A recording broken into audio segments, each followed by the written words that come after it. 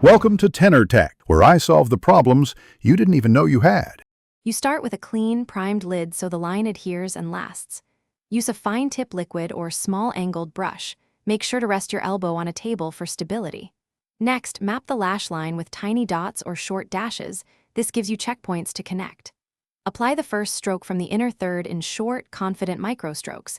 This helps you control thickness. Once done, check symmetry by opening both eyes slightly. Adjust any gaps with another tiny dash.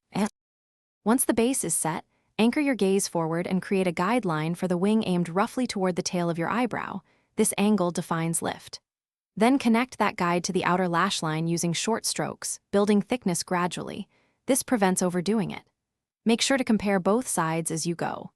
If edges are fuzzy, use a thin, flat brush dipped in concealer to clean and sharpen.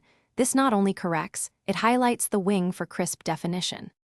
You finish by softening the inner third with thinner strokes so the line looks seamless into your lashes. This creates a natural gradient and avoids a harsh start. Then set the liner with a bit of matte eyeshadow or a waterproof sealant to prevent transfer. Make sure both wings mirror each other. Lift and lower your chin to check balance. If something goes wrong, say a smudge, dab a Q-tip with micellar water or clean the edge with concealer, then reseal. This fixes shape without rebuilding everything. Thanks for watching. Subscribe to keep your life in tune.